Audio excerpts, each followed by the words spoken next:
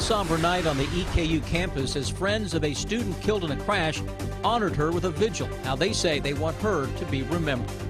Investigators have released new details about what they think happened in the moments before an Amtrak train derailed, killing 8 people. A Central Kentucky woman talks to us about the surprise she received while having her car worked on. Tracking, alerting, protecting. This is WKYT News at 11. Good evening. People who knew her tell us that she had a bright future ahead, but a crash in Madison County this week took the life of an Eastern Kentucky University student. 20-year-old Alyssa Moorman was a sophomore at EKU. Tonight, dozens of people gathered on the campus in Richmond to remember her. Monique Blair was at tonight's vigil. It's our top story at 11. On Tuesday, tragedy struck Madison County after 5 people were involved in a 2-car accident. 20-year-old Allie Moorman died at the scene. It's so sad. She was so young and she was just starting. Tonight, Moorman's friends and family held a candlelight vigil to honor her life. It gets everybody together and it gets, it just makes people know that you're not alone in missing her and feeling the way that they feel. The vigil was held in front of this building here on EKU's campus because Moorman was a nursing student. Moorman's friends, Chelsea and Linda, say they saw Moorman just hours before the car accident when she was taking her final, something that at the time seemed like a big deal. We were just so glad it was done and that we had gotten through it, and that's the last time I saw her, and it was just so crazy that life changes in an instant and how final seems so small. 2 other people who were in the same car as Moorman have since been released from the hospital. The 4th person was Cody Garcia. He was flown to UK Hospital where tonight he is listed in critical condition. Always down for anything. He always cared. He was he always has your back. He was an all-over great guy. In Richmond, Monique Blair, WKYT. At last check, state police were still trying to figure out how that crash happened. 4 people now facing charges for a murder in Clark County, and tonight we're learning more about the investigation. Police say they've charged Don Attaway, Kirk Garrett, Christopher Coleman, and Christy Mattingly with murder. Garrett and Coleman were arrested in Ohio, the other 2 in Clark County. State police say that Roy Combs was found dead early yesterday morning along 8th and Boonesboro Road. They say he and another man were shot during a fight. The other man suffered non-life-threatening injuries. Police say the 4 suspects and the 2 victims knew each other. It appears that it was thought out previously before it actually all transpired. Police say they're still trying to figure out what led up to the shooting. They say that more arrests are possible. In the last week, 2 out-of-state semi-truck drivers have been arrested after crashing here in Kentucky. Yesterday, police say that Miroslav Kuzmanovic charged him with reckless homicide and wanton endangerment after they say he caused a deadly crash on Interstate 64 in Shelby County. Last Friday in Laurel County, police arrested James Buell because they said he crashed a UPS truck while driving drunk. We pulled crash numbers for the last 5 years available. In 2009, 25% of truck drivers with known residencies were from out of state. That number had climbed to 46% by 2013. Anytime you're dealing with truck drivers from other states, it's more of a federal law because they cross state lines. So we would have to honor whatever system they're licensed out of. On WKYT.com, we have an interactive chart where you can get a more in-depth look at the semi-truck crash data in Kentucky. Tonight, new information has been released about that deadly Amtrak train derailment in Philadelphia.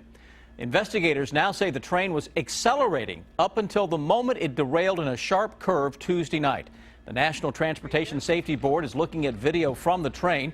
Investigators say about a minute before the crash, the train sped up from 70 miles per hour to more than 100 miles per hour. Mere seconds into the turn, we could see the train tilting approximately 10 degrees to the right, and then the recording went blank. The lawyer for engineer Brandon Bastian says his client doesn't remember the accident. He suffered a concussion. The NTSB plans to meet with Bastian in the next few days. The death toll from the derailment climbed to 8 today as investigators found a body in the wreckage, but they now say everyone who was on the train is now accounted for. Tonight, Amtrak's president and CEO apologized for what happened and said the railroad takes full responsibility. Tonight, police need your help finding a man they say has stolen more than $3,800 in merchandise from a Laurel County Walmart. The Laurel County Sheriff's Office released these surveillance pictures of the suspect. They say he stole merchandise from a Walmart near Corbin on May 1st and again on May 6th. In each case, police say the man left the store with a cart filled with stolen items. They say he stole batteries, tools, and clothes. Investigators think the man could be in a dark-colored Chrysler 300 car. We have enjoyed some great weather in Kentucky the last few days, but temperatures are about to get warmer. Chief Meteorologist Chris Bailey has an early look at the forecast. It's got to end, right? Yeah, all good things have to come to an end. At least that's what we're told. And the muggy air looks to put an end to the nice weather we've had around here for the past couple of days. We're inching closer to the weekend. The daily breakdown featuring the arrival of the muggy air. Temperatures turning a little on the steamy side. All of that will lead to a few thunder boomers as we make our way into the weekend. Speaking of that warmer air, we are 11 degrees warmer than at the same point last night into Lexington, into Moorhead, the London area, 7 degrees warmer into Richmond. Temperatures instead of the 50s that we had last night, a lot of mid to upper 60s showing up right now throughout central and eastern Kentucky. Live First Alert Defender, nothing going on, cloud cover coming at us pretty much all afternoon long. Those clouds continue to work their way on through the region. Look what's happening to the west, though. Starting to see some breaks in the clouds. Basically, this is the leading edge now of that warm, humid air mass that continues to fill in across most of the Plain States and now into the eastern part of the country. Put that together as we make our way into the day tomorrow. We'll see temperatures that will be topping out into the upper 70s to low 80s. Threat for a thunderstorm or two. Guys, when I come back here in just a moment, I'm going to show you why we have a better shot of a little bit of rain heading into our Saturday and Sunday, courtesy of this flow. I've made a few changes to that weekend forecast in just a couple minutes. Thank you, Chris. We have a traffic alert for those of you who drive in downtown Lexington. Starting tomorrow, the right lane of West Main Street will be closed between Limestone and Upper Streets. City leaders say the closure is for ongoing construction on the 21C Hotel. 2 lanes of Main Street, along with the left turn lane, will still be open. City leaders say the right lane will be closed until sometime next month. A Lincoln County woman and her grandson received quite a surprise, to say the least, in their car in Pulaski County earlier this week. They thought they saw something suspicious riding with them, but they couldn't find anything at first. But when the woman took her car to be worked on, mechanics found a snake inside. New at 11, Garrett Weimer talks to her about the slithery surprise.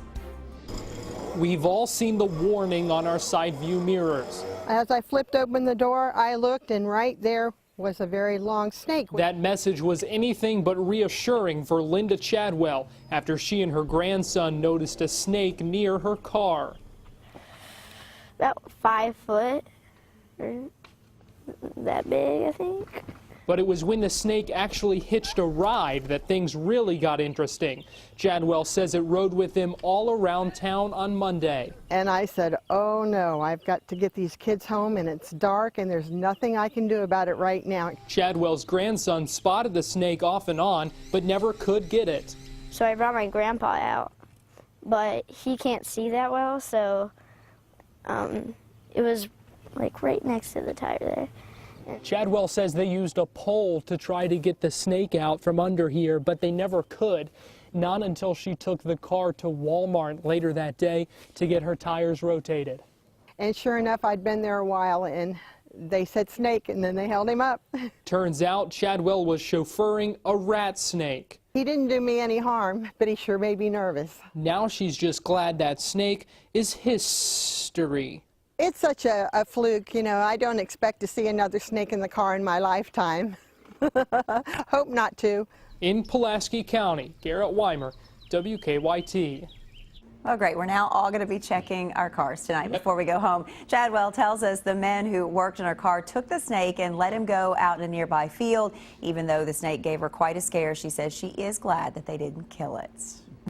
Just a week after a Lexington woman says vandals shot paintballs at her home, she says they have struck again. But this time, Janet Freeman says they threw a bag filled with rocks through her bedroom window. Freeman lives on Pemberton Street in the East End neighborhood. She says last week 28 paintballs were shot at her house. The window was broken this morning. Freeman says she's had enough. Other people were targeted with the paintballs, but I don't think other people it's gone this far like it has me.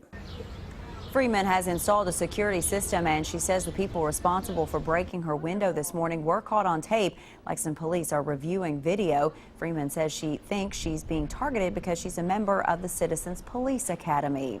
Kentucky's Education Commissioner has approved the Montgomery County School Board's decision to fire the district's superintendent.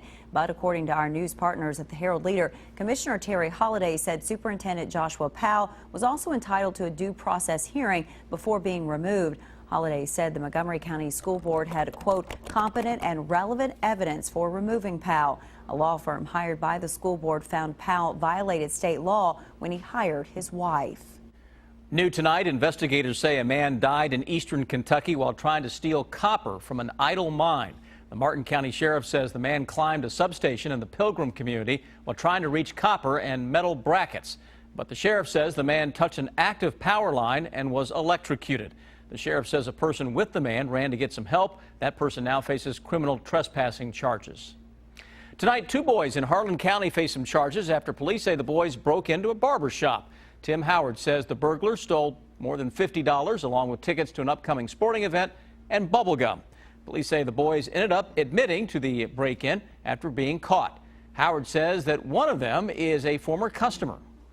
They would be in a hard spot. I would credit haircuts, and they would come in and pay me around the first of the month. And you know, you try to be good to people, and that's how you get repaid. Howard says after the burglary, he bought surveillance cameras to put around his shop. Police charged each boy with third-degree burglary and criminal mischief. 2 high school football coaches in Pulaski County say they're disappointed they will not have a new surface for their fields for the upcoming season. Plans had called for both Pulaski County High School and Southwestern High School to receive artificial turf surfaces, but the Pulaski County School Board decided not to move forward with the project, so other projects could be funded instead. The coaches of both schools say the fields are about a lot more than just football. PE classes out on the field. You could have projects going on today. We've got ag fair going on down over the hill in a place that you really don't want to be, that could be done in an area like that. We tried to talk to the Pulaski County Superintendent, but he was not available, and we were not able to reach the Pulaski County School Board Chairman.